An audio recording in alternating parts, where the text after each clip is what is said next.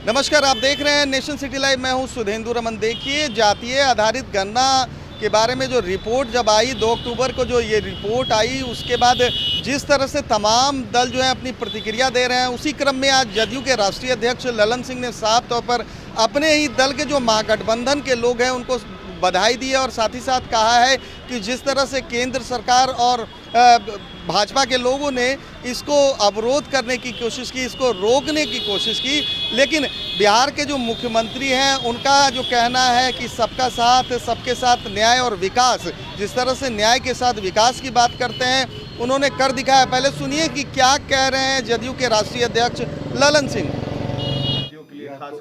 यह तो सरकार को करना है और हम जो जाति आधारित गणना बिहार में हुई उसके लिए हम बिहार की जो महागठबंधन की सरकार है उसको हम बधाई देते हैं, इसलिए कि सारी बाधाओं को दूर करते हुए सारे षड्यंत्र जो जाति आधारित गणना को रोकने के लिए केंद्र की सरकार ने और भारतीय जनता पार्टी ने जो षड्यंत्र किया, उन सारी बाधाओं को दूर करते हुए सरकार ने बिहार में जाति आधारित गणना करा ली। इसलिए कि सरकार जो बिहार की है, महागठबंधन की जो सरकार है, वो वास्तव में उसका समर्पण है न्याय के साथ विकास। और आप सबको मालूम है कि बिहार में नीतीश कुमार जी जब से शासन में आए हैं तब से न्याय के साथ विकास के कार्यक्रम को वो चलाते हैं। न्याय के साथ विकास का मतलब ही है कि समाज के सभी वर्ग के साथ न्याय, और जो समाज में सबसे पिछले पंक्ति में खड़े हैं उनके साथ विशेष अवसर देके उनको मुख्य धारा में लाया जाए। तो ये उनका समर्पण है और हम समझते हैं कि इस जाति आधारित गणना के बाद बिहार की सरकार अति पिछड़े वर्ग के लोगों के लिए जो भी मुख्य धारा में समाज में लाने में उसके लिए जो प्रयास करना होगा जरूर करेगी। लेकिन जो दुमुआ साहब के लोग हैं उनका भी आज हमने बयान देखा है।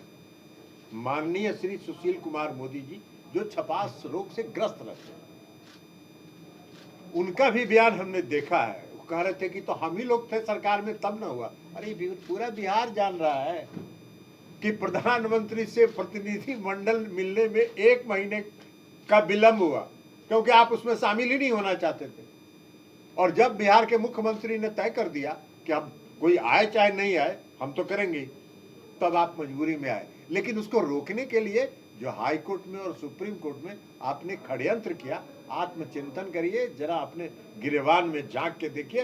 अति पिछड़े वर्ग के लोगों के और पिछड़े वर्ग के लोगों के सामने भारतीय जनता पार्टी का चेहरा उजागर हो चुका है, वो बेनकाब हो चुका है। सर, अब दूसरे स्टेट्स में भी डिमांड होने लगी है। देखिए, आपको एक बात बता देते हैं, इसीलिए हम लोगों ने पार्लियामेंट में मांग की थी और माननीय मुख्यमंत्री नीतीश कुमार जी भी मिले थे गृह मंत्री जी से, हम भी उनके साथ थे उसमें। उन्होंने ये कहा था कि 1931 के बाद इस देश में जातीय जनगणना नहीं हुई और एक बार यह जानना जरूरी है, अगर आप देश का विकास चाहते हैं तो एक बार यह जानना जरूरी है कि समाज में कौन सी जाति, किस समाज के लोग कितने पीछे हैं। तो यह जानने के लिए भी आवश्यक है। नहीं माना भारत सरकार और जब भारत सरकार ने नहीं स्वीकार किया तब बिहार ने जाति आधारित गणना कराई, क्योंकि जनगणना कराने का अधिकार राज्य को नहीं है, इसलिए सरकार ने गणना कराई। लेकिन आज की तारीख में यह पूरे देश की मांग है, पूरे देश की आवश्यकता है कि जाति आधारित जातीय जनगणना हो और देश में पहली बार 1931 के बाद एक बार सबों के सामने देश की आबादी में किस वर्ग के लोग कितने हैं इसकी जानकारी देश को प्राप्त हो। तो आपने साफ तौर पर सुना, ललन सिंह ये कहते हुए नजर आ रहे हैं कि केंद्र सरकार और प्रदेश भाजपा के द्वारा जो है, भाजपा के कुछ लोगों के द्वारा इस जो जातीय गणना जो है उसको रोकने का कार्य किया गया था, लेकिन नीतीश कुमार की तत्परता से और नीतीश कुमार के न्याय के साथ विकास की बातों से ये संभव हो पाया है। फिलहाल तमाम हमारी ऐसी खबरों को देखने के लिए आप देखते रहिए नेशन सिटी लाइव।